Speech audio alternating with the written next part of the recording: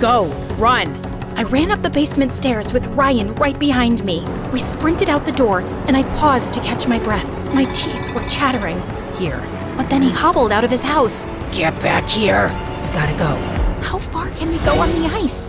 Hi, my name is Melody Walker, and I'm from Whittier, Alaska. Before I continue, please like and subscribe. I was from the tiniest town, and my house was even further away, tucked between these frosted mountains. And I loved to play or roll in the snow, but what I loved most was whenever we had to go into town. The people bustling from shop to shop, the cars whooshing by, and the laughter all around. And when I saw kids, I knew I had to be friends with them. If only I could stay in town a little longer. By the time I turned 6, my parents had started homeschooling me. It was fun in the beginning. I could go to class in my pajamas, I could turn in homework late by batting my eyes, and our cafeteria was open 24/7. If I ate 2 cookies and then I'm gonna eat 2 more cookies? That's too many cookies. But when I would watch TV or a movie, well, school looked totally different. I had no desk, no detention, and of course, no dances. I complained sometimes to my parents, so they did everything they could to cheer me up. We would play hide and seek or a game of chicken, a modern family one, or become anchors of our own imaginary show. My dad even tried to teach me to waltz, but I only crashed into 1 or 2 vases. Still, it felt like maybe I was missing something. Like I had no one to give my friendship bracelet to or ask me to the prom. And when I was 15, my life took a sudden turn. My dad got a promotion, so we were moving to the city. And I was ecstatic. I can finally have friends and maybe a boyfriend like MSA. But it wasn't that easy. I wish there was a handbook for high school. I had so many questions. How do you get in line for lunch when the crowd never ends? And where do you sit in class? Why do all these kids leave that wobbly chair for me that keeps bumping me in the back? Soon, I felt like I wasn't fitting in, but I wasn't a quitter. So I remembered how kids would act on TV shows or movies, and I tried the same with Amy, who was sitting next to me. What are you doing? Oh, you gave the right answer, so I thought I'd... No, we don't high five. What are you, 10? And it got me. Alone during lunches, alone during class, and alone during dances. Maybe I wasn't cool, but maybe if I was smart, I would finally make some friends. So I posted my tests with an A+ on my locker and on my Instagram stories. Neither worked. And then I did something I shouldn't have. Mrs. Smith, didn't you want to pass out that quiz before class was over? You can guess what's next. But at least my teachers liked me. They knew I tried hard, maybe too hard, and word got around to the principal. He tracked me down one day and asked me to join the school's newspaper. You're pretty good at academics and writing, and the paper needs some help. And it was a ton of fun. It helped the day fly by, and I ended up hearing the gossip from everyone. I heard where to get the best spray tan, which corner of the library was best for, you know, and that Jessica P. stole Jessica's R's homecoming crown and wouldn't give it back. By the time I was 17, I was writing full articles and editorials in my free time. I also got to interview school hotshots, the big leagues, like cheerleaders and athletes. And finally, I was assigned to talk to Ryan, the captain of the hockey team, with a killer smile. So Ryan, how do you deal with the team pressure? Lonely? I'm feeling lonely, lonely. Stop glancing and tell me, hold me, hold me. I totally blurted it out. I slapped my hand over my mouth. As my face burned red hot, I immediately regretted serenading him. Ryan laughed, and I turned to hide my embarrassment, but my feet twisted over each other, and I fell back on Ryan. Whoa, you have a lot of school spirit. Are you okay? Oh, yeah. Oh, Melody, be professional. I took a deep breath and tried to recover. Are you excited for next week's date? Game? Next week's game? We're pumped, and I like a good date. Game. That smile again.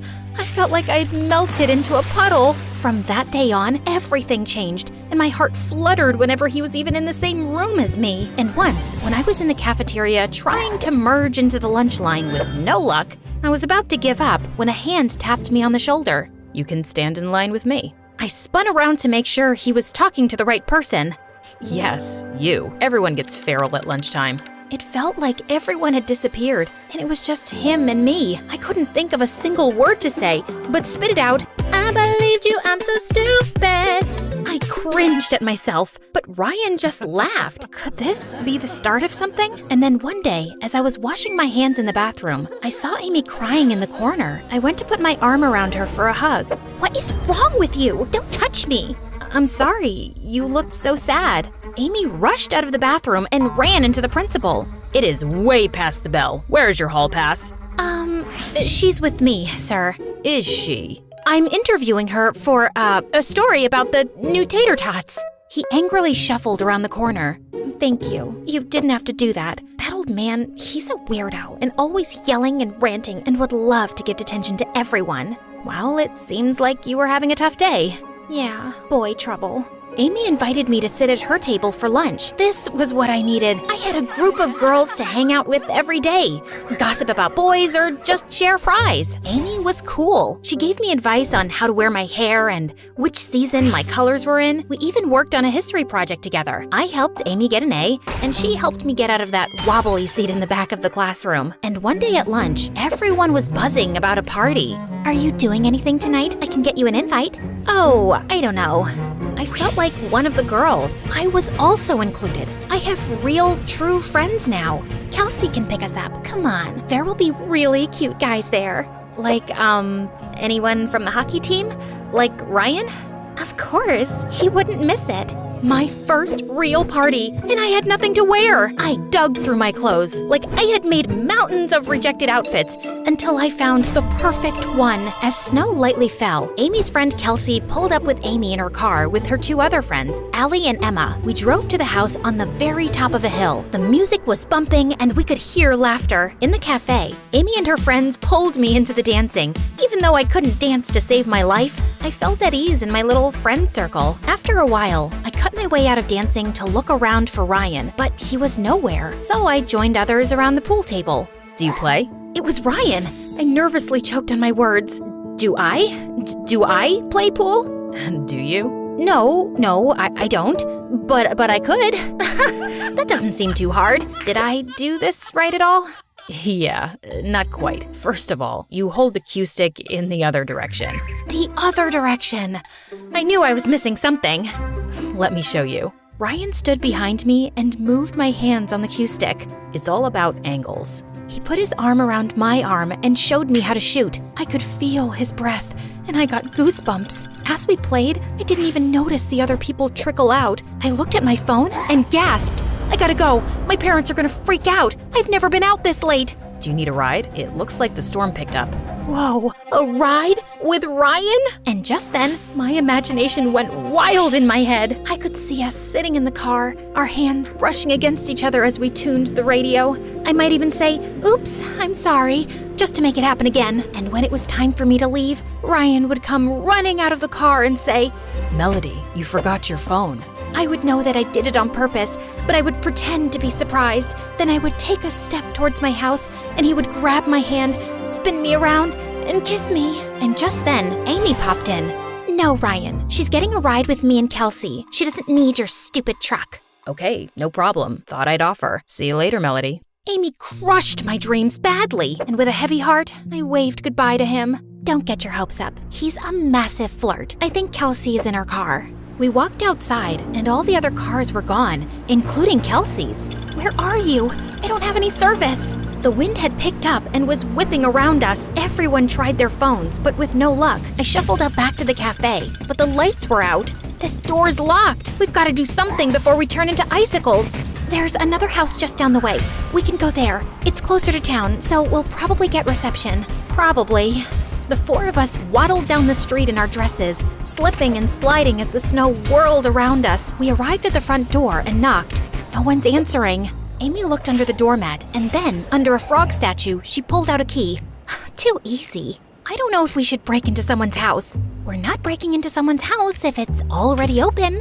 I don't know if the police will agree with us, but my hands are turning blue, so we crept into the house. It was small and creaky and smelled like an old wet towel. Let's see if they have chips. I walked past the mantel and looked at the owner's photos. The face looked familiar, but I couldn't place it. I could hear whimpering noises coming from the basement. You guys, you hear that? I opened the basement door, slowly made my way down, and found crates and crates of puppies. But they looked hungry, and I could feel that I would be their next meal. The basement door slammed shut. I ran up to the door, but it was locked. Amy? Ellie? Emma? Hello? I pushed as hard as I could, but the knob wouldn't budge. I was left alone for hours, out in the rural parts when there wasn't any cell service. I was so scared, but somehow I gathered myself, and I remembered there was one number that could get through.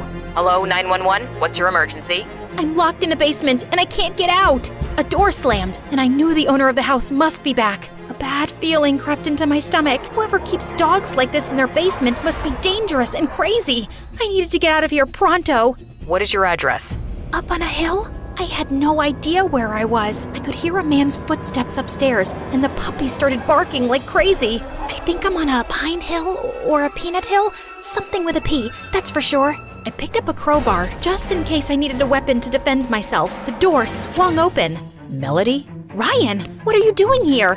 I was worried about you, and when I didn't reach you, I called Amy. She told me that she left when she'd been waiting for you around here but couldn't find you. So I came here, and then I spotted your scarf. Yeah, but she was here. Anyway, I've been trying to call for help, but I don't even know where I am. Ryan took the phone. Hi, 1430 Pepper Lane. Pepper! I was close. What are all these puppies? Some shady person may definitely be selling them illegally. Another thud exploded upstairs, and a shadow appeared. Principal Crabapple? What are you kids doing here? Breaking and entering is a crime, don't you know?